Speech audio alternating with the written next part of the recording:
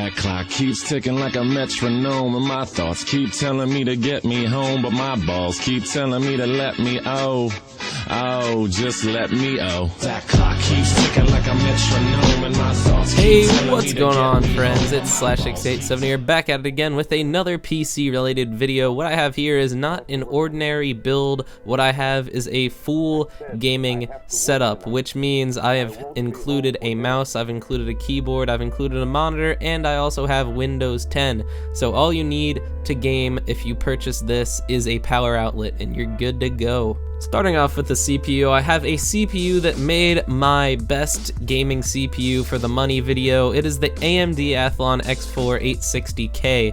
This is a great deal for the money, guys. It's $75 and you're getting a 3.7 gigahertz quad-core AMD CPU. This thing is very easy to overclock. It does very well as far as overclocking is concerned, and it's only $75 for a quad-core processor, which has a fairly high clock speed. So overall, for the money, this is one of the best low-end CPUs you can get, especially since it has that quad-core support, which the i3s do not have. Even though those Skylake i3s are very good as far as editing and anything outside of gaming goes, this is going to do very well for you. Not to mention that some games don't even run on dual-core CPUs anymore, so overall for the money, this is a great purchase. This CPU does not come with a cooler, so you have to buy a CPU cooler. I bought the Thermaltake C3 rifle bearing CPU cooler. This is just a standard cooler, about as good as one of the Intel standard coolers. It's just a very, default cooler. There's nothing crazy going on. This is just gonna cool down your CPU a little bit and nothing more than that. It should keep the temperatures down to manageable levels, but it's not going to be anything insane for overclocking. If you'd like to overclock, I'd recommend stepping up to a Hyper 212 Evo or something like that. But then again, I've overclocked my Intel i7 860 by a whole gigahertz, and that's on the stock Intel cooler, so you never really know what the individual chip is going to be able to put up with. Next up for the motherboard, I have the MSI A68HM V2 Micro ATX FM2 Plus motherboard. This is a socket FM2 Plus motherboard, which will do just fine for our AMD Athlon X4. It's a micro ATX. I usually like to put the full-sized ATX motherboards in these builds, but obviously this is a very constrained budget at only $600 for a full gaming setup, so I had to go with this micro ATX motherboard. It supports the RAM that we're going to get, and it should do just fine for the build. For the memory, I got some Team Elite RAM. It's an 8GB kit that comes in two 4GB sticks. It's clocked at 133.3 megahertz, and overall Team Elite RAM's very good. I have some in my PC, and even though it's not as reputable as maybe like Corsair Crucial Ballistics or something like that, this is still very good RAM. It works well for me, and even though it's only clocked at 133 megahertz, it does what RAM needs to do, and it's very cheap, so that's always good. It also has a pretty nice looking heat spreader on it if you're into that kind of stuff. For the storage, we have the Seagate Barracuda 1TB hard drive. It's 7200 RPM. It's an internal hard drive, 3.5 inches, and it's just your average hard drive. It stores stuff. 7200 RPM is a good speed for a mechanical hard drive, and 1TB is pretty good storage considering the budget we have here. I would recommend a 2 or 3 terabyte if you're into serious gaming or file storage or anything like that, because files are just getting bigger and bigger. For the GPU, the most important part of this build, I have an EVGA GeForce GTX 950. It's a 2GB of VRAM super clocked version. It has the ACX 2.0 cooler on it, which is very good.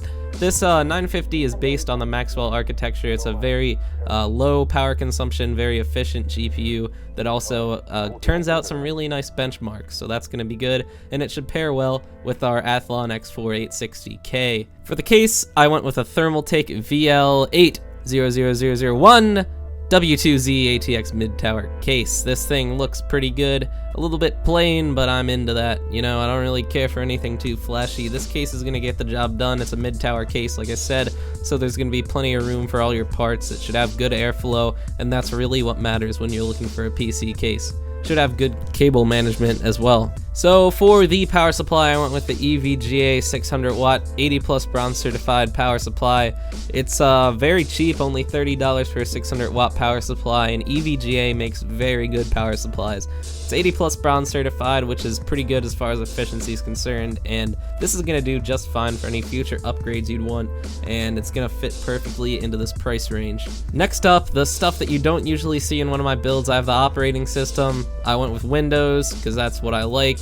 It's a 64-bit copy, which is very good, and honestly, when Windows 8 was released, I wasn't a big fan of it. It was complete trash, but Windows 10 has had a much smoother release than Windows 8 has. It's a very good operating system, and I actually prefer it to Windows 7, which before the release of Windows 10 was my favorite operating system of all time. For the monitor, I went with the Acer G22 6HQLBBD.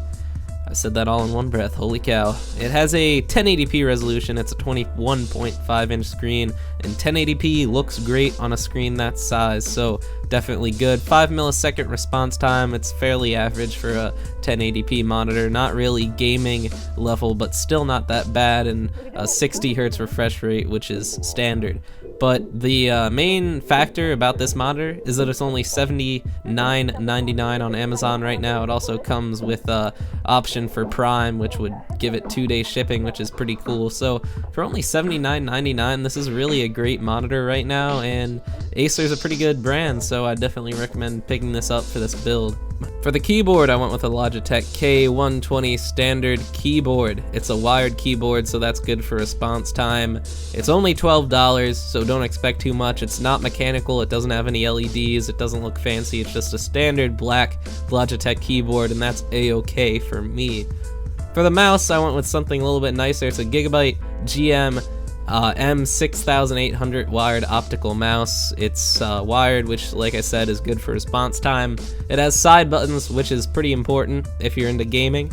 And overall, for only $15, you can't go wrong with this thing. It fits very well in my hand, at least. I tried it out when I went to Best Buy once, and for only $15, you can't go wrong with this thing. It's good for a fairly large hand, and I know some of those mouses out there, they really are just it just feels weird holding them. You really gotta go out to Best Buy or something like that and try out these mouses yourself before you purchase one. That's always the best bet, because you never know, you could order the mouse online and it could show up and it doesn't even fit your hand at all, which is not a very good scenario if you're planning on being decent at any game. So I hope you guys enjoyed this video. This is the first ever complete setup, which is pretty cool, and if you liked it, be sure to leave a like rating, and if you're new, be sure to subscribe. We've been doing great as far as subscriptions and likes are going lately, and obviously that's not the biggest part of YouTube to me, it's making the videos, but it's always a great externality when you get these subscribers, you get these likes, and you get a little bit of pocket change. It's always cool. So I hope you guys enjoyed the video, and like I said, subscribe if you want to. I'll see you guys later. I hope you had a great day. Peace.